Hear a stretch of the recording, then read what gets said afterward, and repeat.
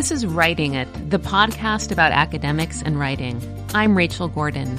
Here we aim to make the process of writing and publishing a bit more transparent and a bit less overwhelming. Through conversations with editors and academics at all stages, from full professors to graduate students, independent scholars, and postdocs, we share stories, lessons, and helpful habits from our writing lives.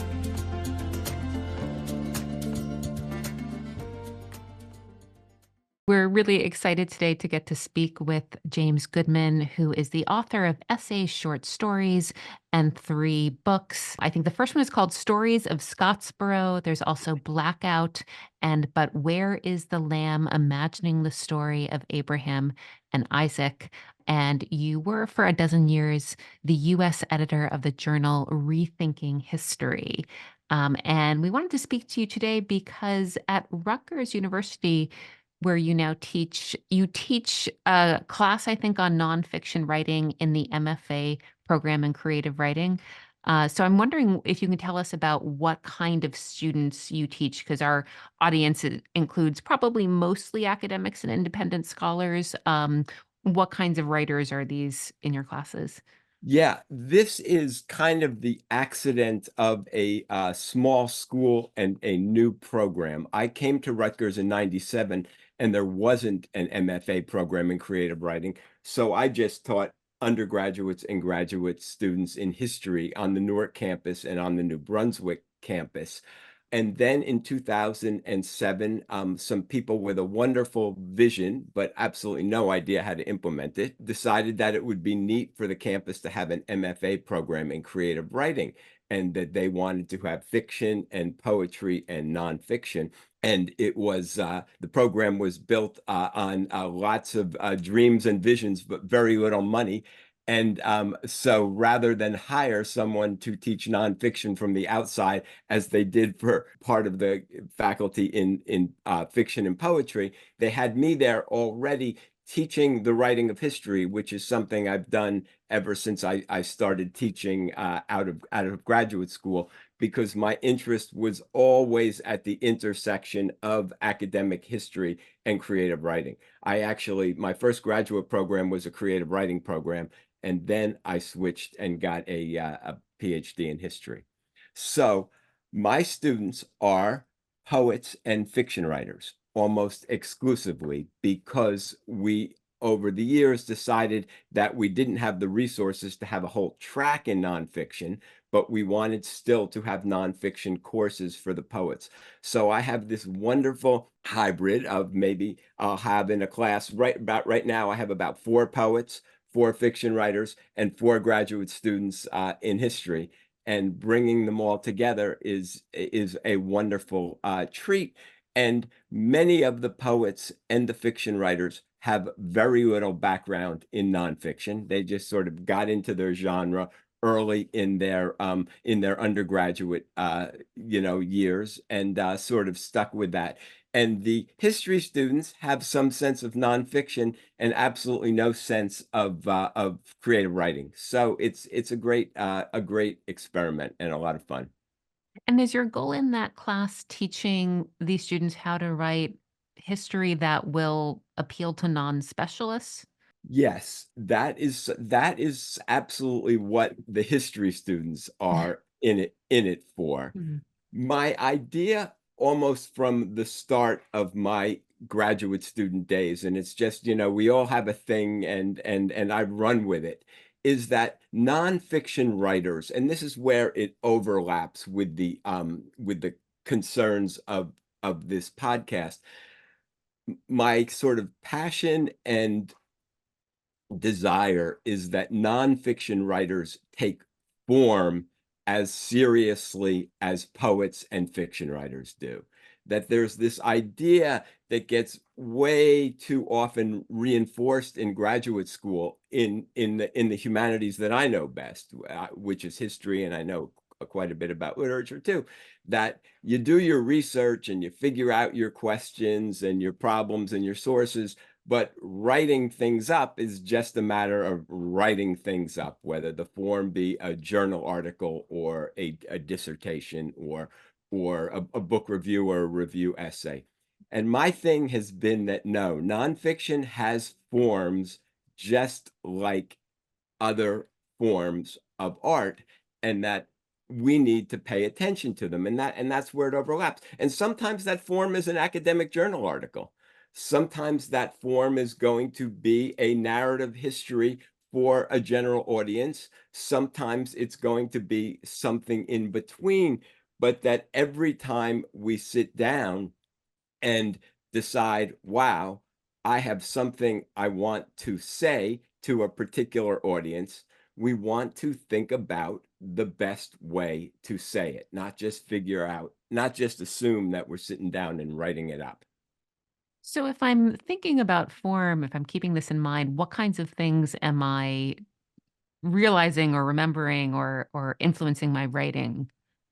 Well, I'll just tell you, how it was for me. For Mhm. my dissertation, that Stories of Scottsboro, I wanted to show that what happens in the past, and this is basic common sense, but rarely gets represented in the literature, is that what happens is in part the conflict among people with different ideas about what happened. So Scottsboro is both what happened, the physical movement of bodies and the arrests and the charges and the court case and all sorts of things like that.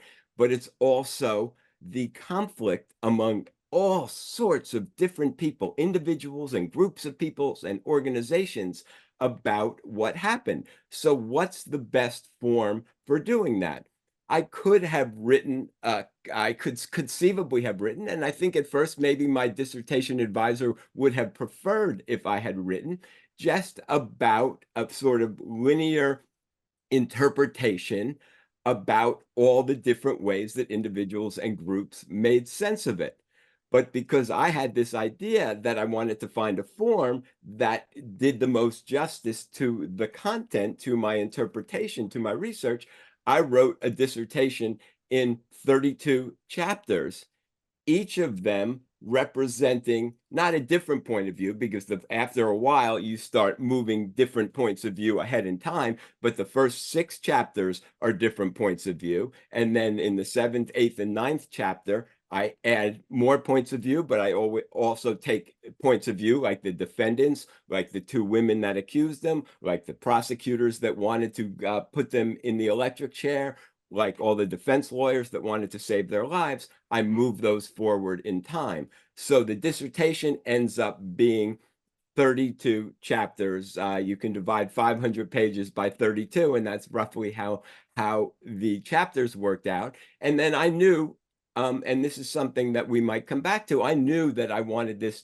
I was thinking of the dissertation as a draft of the book, so that the book is 54 short chapters. And I both trimmed the dissertation and took the story to the end. So that's just one example. All 3 of my books, I've tried to figure out a form. And what I do with my graduate students is they, and not just my graduate students, my friends, my colleagues, anytime they're thinking of writing something, I say, what is the literary form what's the point of view or points of view? What's the voice? Where are you yourself as the historian? Or the author going to put yourself into it or not have yourself into it? That's really Those kinds of interesting. questions. Yeah, I mean, this was, you did your PhD at Princeton, I believe. Was this Yes. in the history department? Yes. Okay, I mean, it seems so much more creative than most history PhDs. I can imagine that as a nonfiction book, a kind of a trade book, but did you get much resistance from your professors at the time to this form? Did they come along with you to see the benefit of it?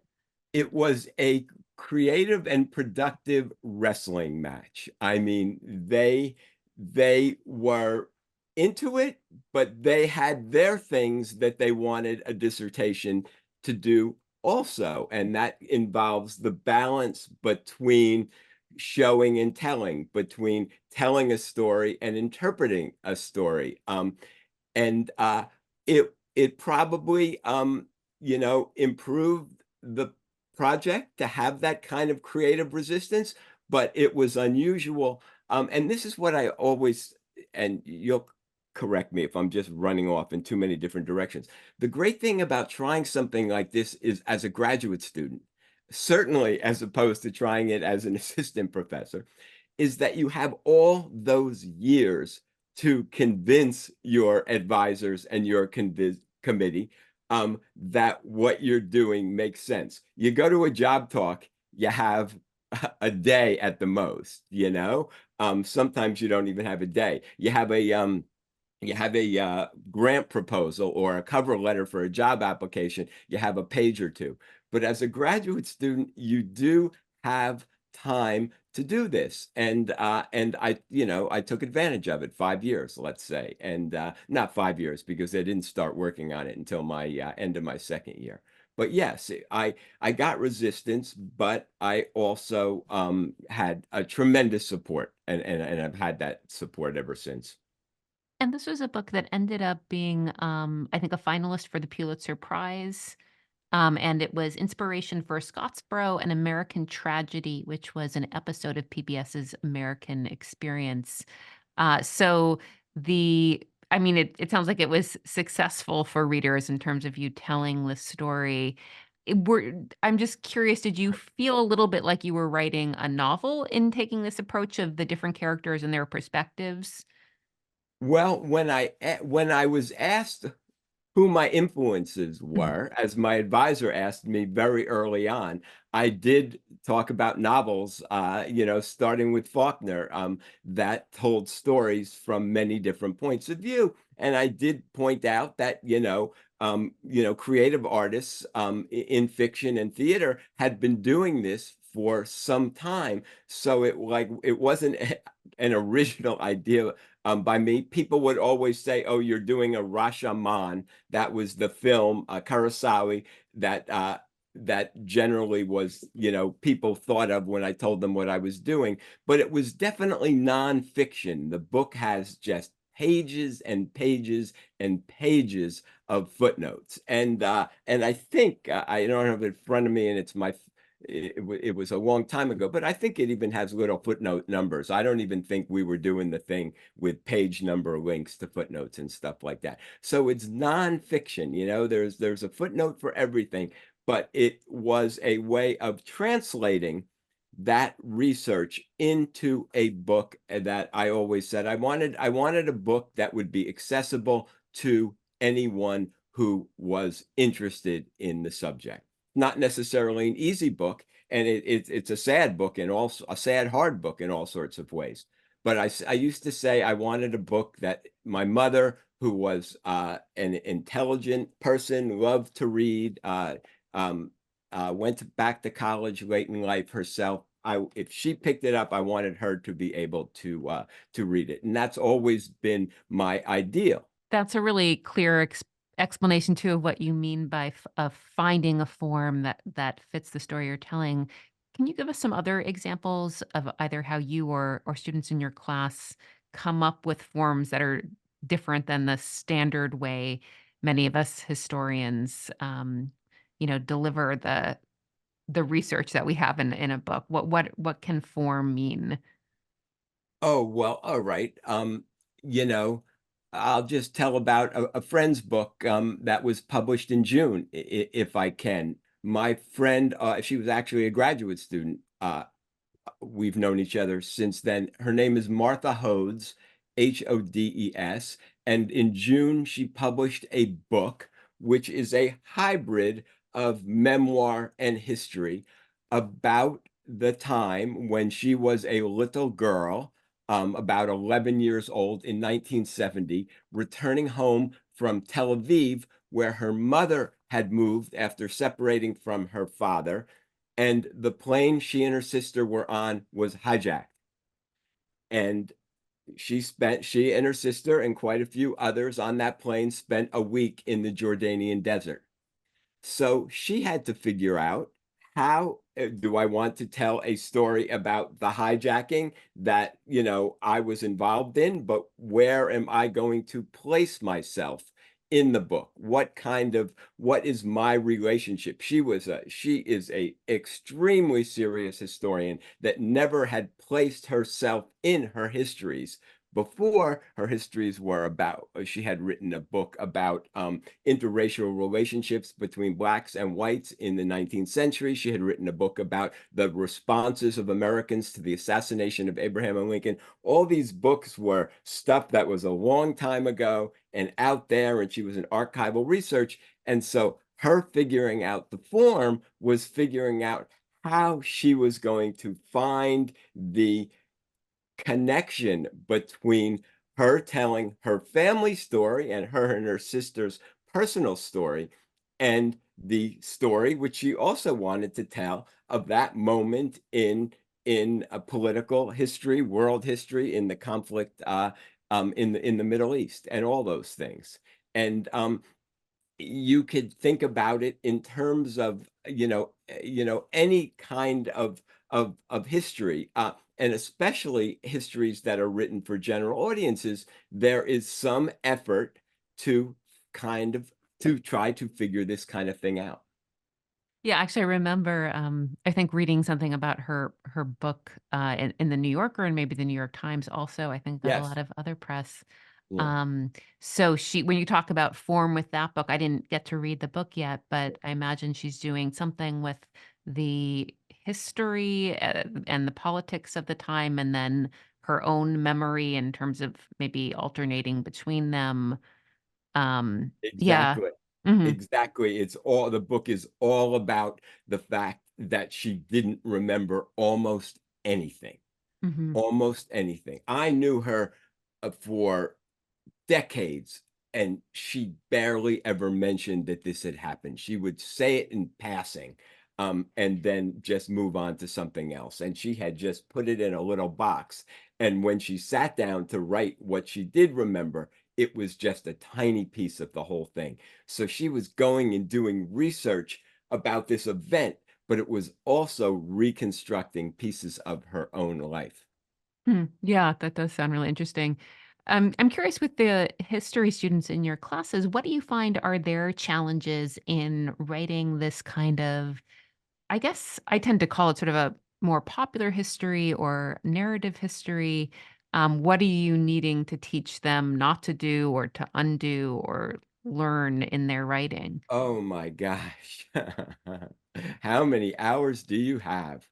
I mean, part of it is just loosening up because, from a very early age, they're trained to be, quite formal and quite distant from the material. So that's one thing, just to sort of, relax and think of yourself as a writer. Um, I have to work with them to remind them how important voice is. The voice, we take it for granted that sort of there's a one nonfiction voice, but there's an infinite number of nonfiction voices. Uh, and we have to try to figure out which voice we want. That's another one of these choices when I'm talking about form, not just structure, of course, but like, what is the voice I am going to use? The voice in my Scottsboro book is completely different from the voice in my book on the blackout, completely different again in the voice of the Abraham and Isaac book. So I have to get them. I have to get them. I have to remind them that they're the gods of their own stories, that we do research and we're really like want to be beholden to that research. We don't want to distort things. We don't want to leave important things out.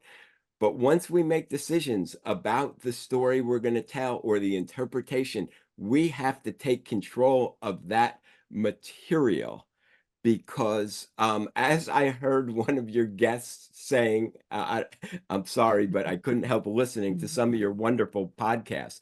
Um, Readers like an author's voice. They really want to hear the author's voice. I have to do just what that guest said. I have to get them to pretend with quotations that they had to pay about $100 a word. And so they have to be very careful, no block quotations, for example, except absolutely necessary. And every rule I say here is made to be broken. But for the most part, there has to be a really, really important reason for a block quote.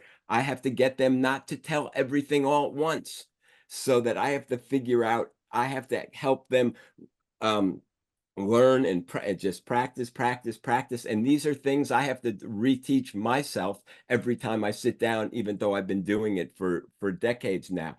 But we have such a tendency as scholars to say everything and say it all at once and say it at the beginning and repeat it at the end. And endlessly, I'm trying to get my history students, you see this line here? You see this paragraph here? I don't want to know that yet. I want to be kept in the dark. I want to ask myself, whoa, I wonder what's going to happen to this person, or what's going to happen with that part of the story. And it's just against our instincts once we're trained as scholars. And believe me, I was trained as a scholar, so everything, it's not like I walked in there as a poet, even though I had instincts and desires, but I went through the socialization of graduate school, just like every other person that's ever got a PhD. I still have the advisors on my shoulders, as I'm writing, trying to encourage me to do A, B, and C. When sometimes I might want to do B, but I also might want to do F and G also. It's a really interesting point about the leaving certain things out at the beginning. Many of us academics love reading fiction, and I think we notice this is part of what we love in fiction, that mystery that the writer keeps, and sort of keeps us holding on, wanting to find out the things that are left out at the start. Um, the other thing you mentioned was voice, and I feel like this is a little bit confusing to a lot of academics. How do you know if you found it? Is this a matter of sharing your work with others and people responding well? I mean, and how does one develop it? How do you teach your students this? It's definitely partly sharing. It's Mhm. trial. For me, it's trial and error, because partly, my thing is multiple perspectives. It's always been multiple perspectives. So I have multiple perspectives going on at the same time. I have many voices going on at the same time. I am not a book every 2 years person. I write more drafts of a note to the UPS person telling them where to leave a package than some of my writer friends do, to write articles and books. But it's mostly trial and error and reading your own stuff and reading. And this is one mechanical piece of advice I work on, very nuts and bolts. Read out loud to yourself. So write a few pages, read it out loud to yourself. Our ears will hear things that our eyes do not see. And read it out loud to a friend or a partner, or in a writing group. And you will begin to hear, and you will just decide. And sometimes I will share something. I remember not too many months ago, one of the projects I'm working on. And one of my readers said to me, "Do you want to sound as snarky as this, as sort of skeptical?" And I said, "You're absolutely right. I don't, So I wasn't quite catching that. It was just this piece on an aphorism that I was writing about. And I wanted to sound, more just straight up, sincere, and not snarky. And I caught it. And then I was able to go back and revise it.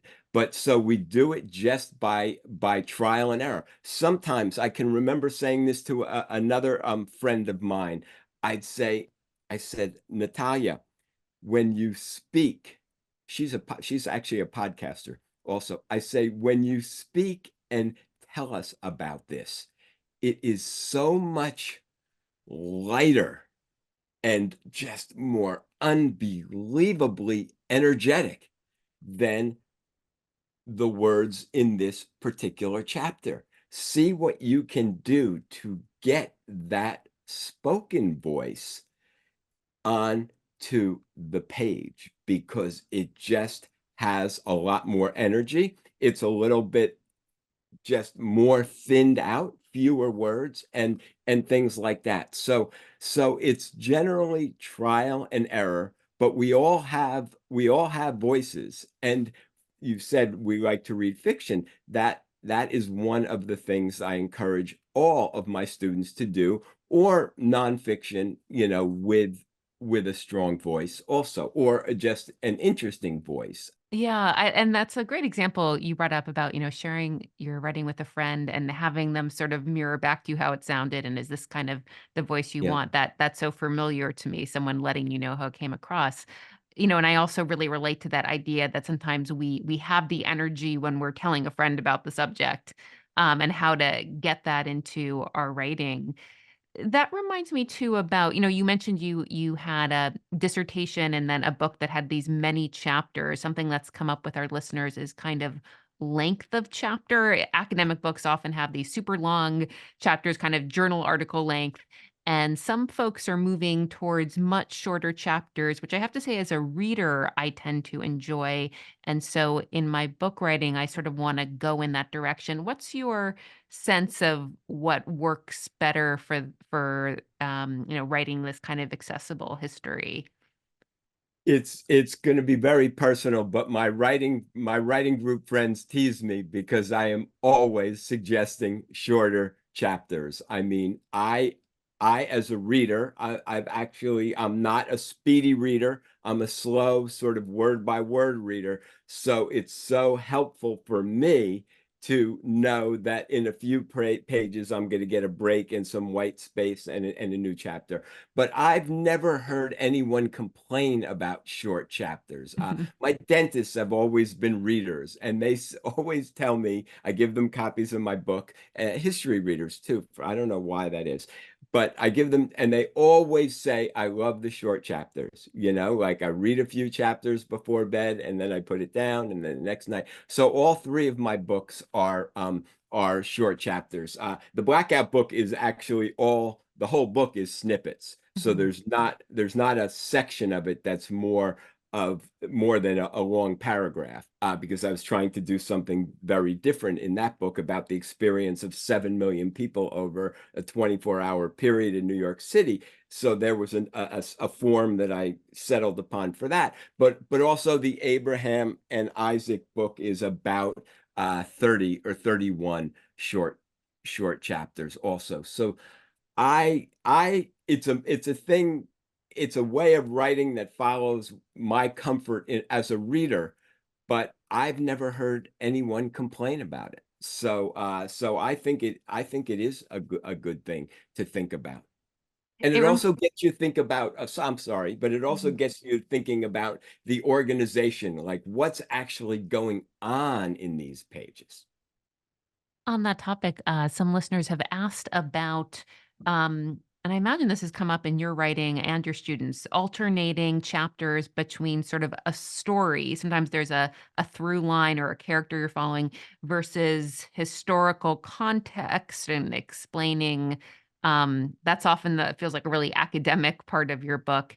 Is there a kind of rule you follow or teach or sort of guiding students in terms of how to alternate or just organize that kind of historical context versus the character or through line story? Yes, I can imagine easily both things. I think that would be a fun way to do it. And if I wasn't on the air, I could probably think of an example of someone who has done it that way. But it is certainly something that's one kind of strategy I might encourage. And then depending on the story, I would also ask the student, or again it could be colleague or friend, because we're all doing this, to see what the possibilities are for integrating the context and the story together. Often that is something that we don't think we can do, but actually we can. I can't tell you how many times I'm encouraging someone so I'll show them a beautiful paragraph of narrative, and then a kind of rougher paragraph or stiffer paragraph of some kind of contextualizing or interpreting.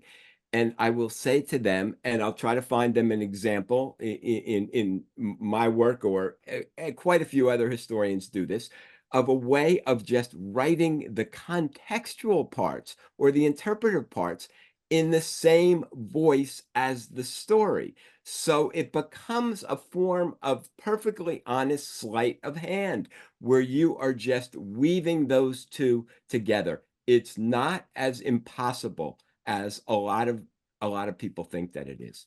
No, I totally agree. I mean, I'm noticing this when I'm reading, good narrative history writers is that they'll be the story, and then the next paragraph might sort of drop back into context and how it's the perfect amount. I was wondering anyway about the history and, the explanation behind why this is the culture at the time. And they sort of give Yeah. me just enough that it's very satisfying, and then I get to go back into the story. So I Yeah. agree. I think it can be done.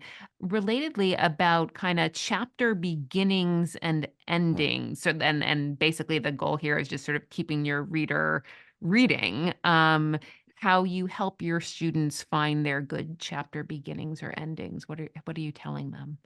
yeah, I'm telling them that a paragraph needs to get off on a good sentence. A page needs to get off on a good paragraph. A chapter needs to get off on a good page. And it is just so important to think of some kind of hook, whether it be something that's happening or the language itself or an image or a word or a name or anything. But you can't waste that good paragraph because those beginnings are so important, and then the ends of a chapter, whether it be a short chapter or a medium chapter, you want the reader to be eager to turn the page. And another little hint I give my students is when you're working again, and I'm thinking mostly of students now, but when you're working and you want to figure out your routine, don't stop when you're having a hard time. Stop when you feel good. So you're having a good writing session, whether it be the morning, the middle of the day, or the night, or whenever you work, and things are going well.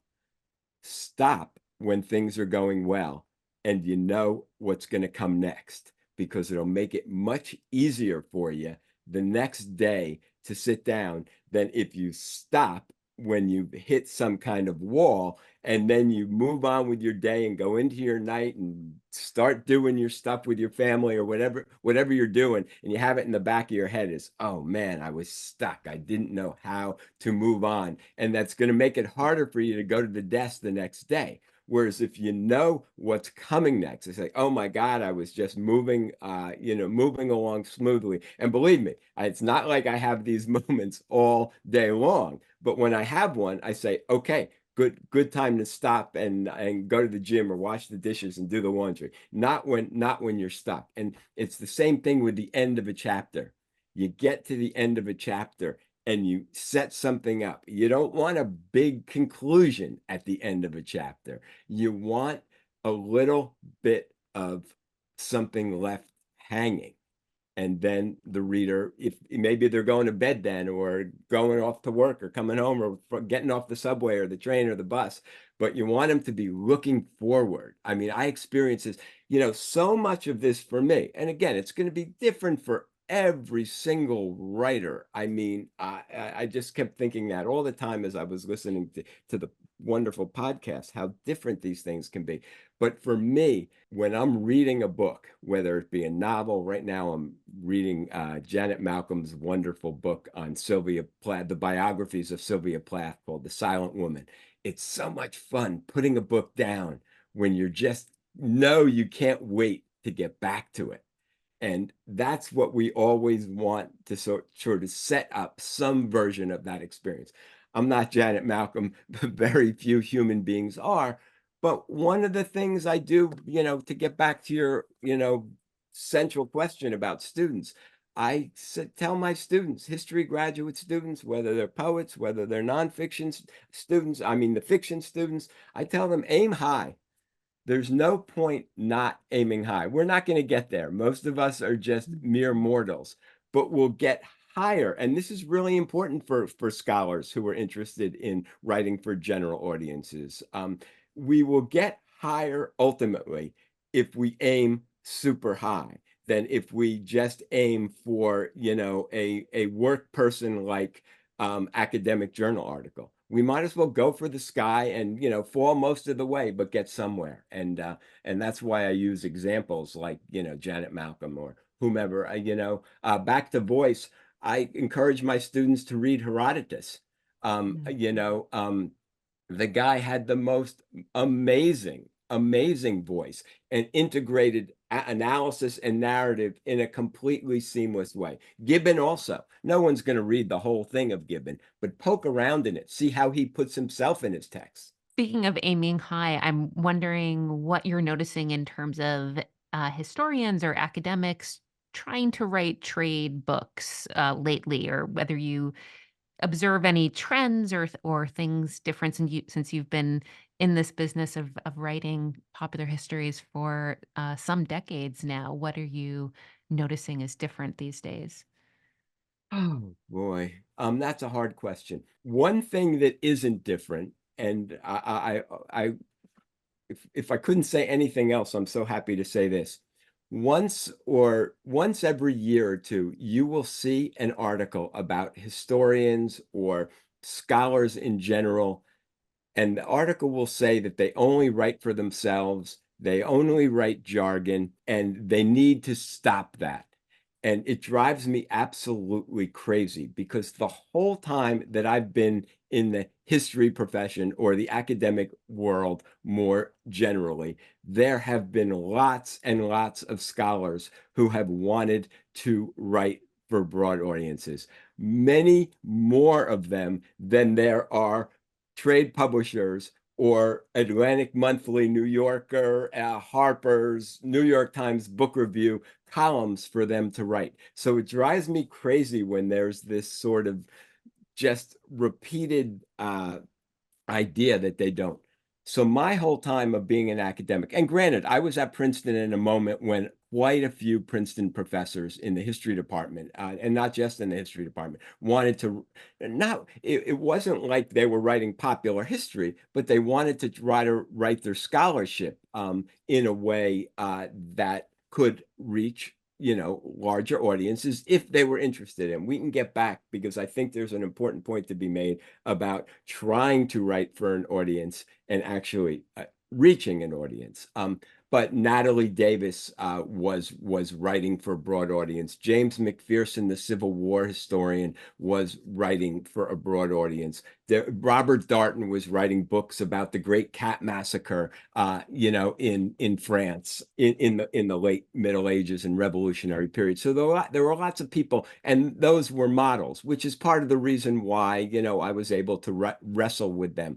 But so there's always been scholars that wanted to do it.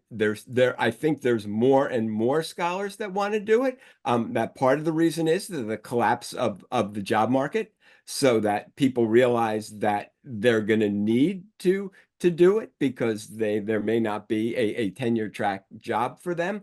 But I also think that it is hard because the publishing world has gotten narrower in my 30 years in this business, and there are opportunities, but there there sometimes is a narrowing in the kinds of books, the subjects, the forms of books that the trade publishers are interested in. So it's complicated. More people want to do it, but maybe not necessarily more opportunities.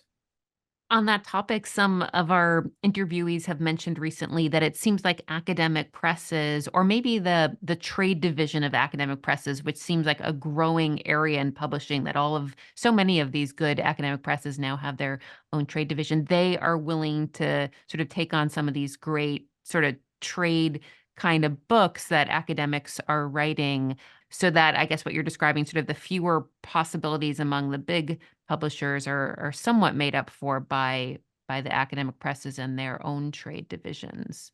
Yes, Mhm, there's really been a crisscrossing since I started. mhm. There have been a narrowing of the kinds of books that the trade presses are interested in with agents or without agents, certain kinds of biographies, certain kinds of, political history and stuff like that still get plenty of attention. But offbeat stuff, micro histories don't necessarily always, or biographies or studies of less famous people, unfamiliar. Anyway, I agree with you completely. The trade press, the academic presses now are doing some of the more innovative kinds of work and taking on the more innovative, experimental, offbeat subjects. And that wasn't the case when I was thinking about, my dissertation and my first book.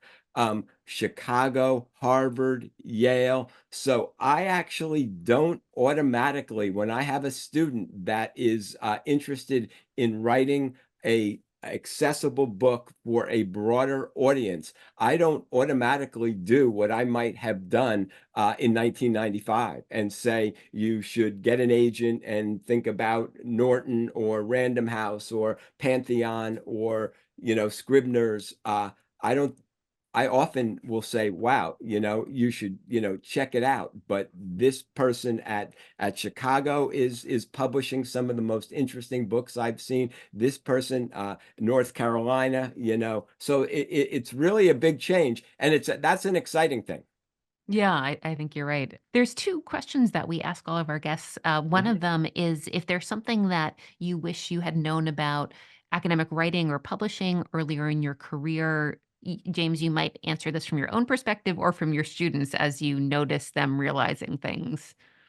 Yeah, from the point of view of a student, and I kind of hinted at this a little bit already. From the point of view of a student, I wish I had kind of had a better understanding of the difference between trying to write for a broad audience, which is something that we have in our control. We are the authors. We get to write the book, but actually reaching an audience is quite a different thing. And that's pretty far out of our control. I mean, we are called upon to help or even do most of the work in publicizing our own books these days. But it's just really important to remember that the book itself is what matters most while you're working on it. And you imagine your audience and you work at that audience, and then finding the audience is sometimes a matter of the gods of good and bad and medium fortune. And in part, you want to aim for that audience if that's what indeed you do. And my heavens, I have to make this one point. We need some scholars who just write for one another.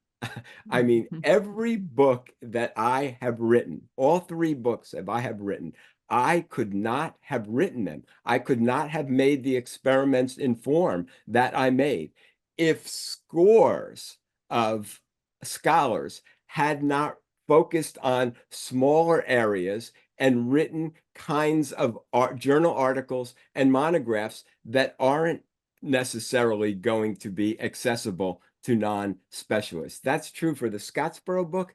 It's true times 10,000 for the Abraham and Isaac book, where I am working my way through biblical scholarship of just remarkably interesting stuff of scholars that studied one passage for large parts of their careers. And so what we do is dependent on that kind of stuff. But then the work we do is the work we do, and then comes what comes afterwards is figuring out what are the strategies that we might find to get our work, which is accessible to my mother and anyone else who wants to read it, out to that world. But my God, some people, part of the thing about finding form is deciding, wow, this really is an academic journal article. Mm, Sometimes we might just have something to say that hmm we think is important. I'm digging around in the archives, writing a book about Sidney Poitier, which is one of the books I'm writing right now. And I find something just about the history of film, or the history of the blacklist in the 1950s, or the history of military mental health hospitals, which is where he was stationed when he enlisted in the army. And it's not really something that necessarily goes in a book for a general reader on Sidney Poitier, but it's really important to some subfield. I might need to do it that way. And no one should be discouraged or think that's somehow lesser. Yeah, and that is the wonderful thing about getting to write journal articles is that you can often, go deep into a detail that's not going to be broadly interesting, but does have its audience. Oh my gosh. Yeah. And it's so important. Mhm. I mean, I could go back to the Abraham and Isaac, the little tiny articles that I read to figure out how to, insanely, because it wasn't my field. And I had this idea that I could just tell a story about this story over 2,000 years. And by the time I realized what an insane thing that was to do, I was too stubborn to stop. But I was just so dependent on scholarship of many, many, many, many people whose works are only known by a tiny number and are no less important for that. There's this thing going on in our culture where that is kind of looked down upon. I mean, there is a certain anti-intellectual thing that happens, and an anti-scholarly thing that happens, that is happening. And scholars should be, and creative writers and people, generalists who want to write for broad audiences should be the last people who are contributing to that. Agreed. There's another question we ask, which is whether there's a writing practice or habit that's working for you, or in your case, your students. Mhm.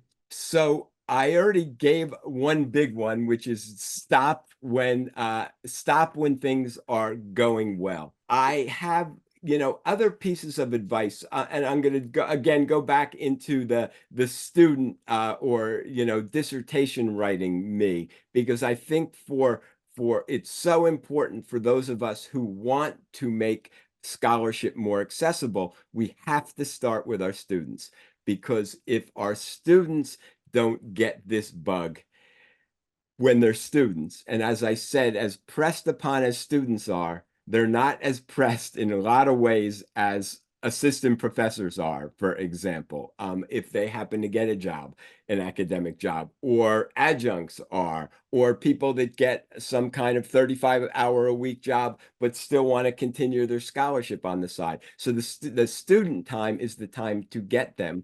I encourage them to read outside of the scholarship that they're reading. And I still do that. So it's then and now, because you've got to read good writing to be a good writer. It's all about training our ears. So I tell my graduate students, you're going to be reading a zillion journal articles and a zillion monographs. Get yourself some time to read some literature, whether it be creative nonfiction or fiction or poetry. Keep those good words and good sentences turning in your brain. And then I also tell them, and I do this myself, is when months go by where you're mostly just writing review essays, or like more formal kinds of scholarship that you've got to write to get through, your graduate school, figure out ways to do your own kind of writing. I did it with a journal. I started keeping a journal, as I'd never kept one before. As a graduate student, I started keeping one because there I could just write different kinds of sentences. Doesn't have to be a journal. Write letters to people, maybe a blog or something like that. But there's all sorts of different ways. But that's a good way to to exercise the creative side of each of us as a writer while you're a graduate student. So that's another one. Reading, writing, and stopping while you're ahead. Thank you so much, James. Just wanted to ask if there's anything else you want to share with our listeners about writing serious nonfiction for a broader audience. Oh, it's just go for it. Just go for it. Aim for the sky. I tell my graduate students, the only thing you really have to take away from this class is that to be a writer, all you have to do is write. You just have to keep going back to the desk and writing. And if there's anything I don't want to happen, I don't care. All sorts of kind of crazy things can happen in my class from my class, but I don't want my class to discourage anyone from going back to their desk, because anyone can be a writer. You gotta keep at it. It's hard work. It can be lonely work, and very few of us, actually find that audience. But it's really exciting when somehow out of the blue, you realize you have connected with a reader somewhere.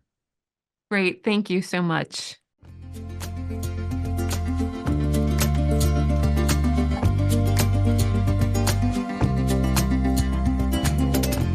Thanks for listening to Writing It, the podcast about academics and writing, sponsored by the Center for Jewish Studies at the University of Florida. Visit our podcast description to find out how to contact us and send us your questions about academic writing and publishing. Follow us on social media at Writing It Pod and subscribe to us so you never miss an episode.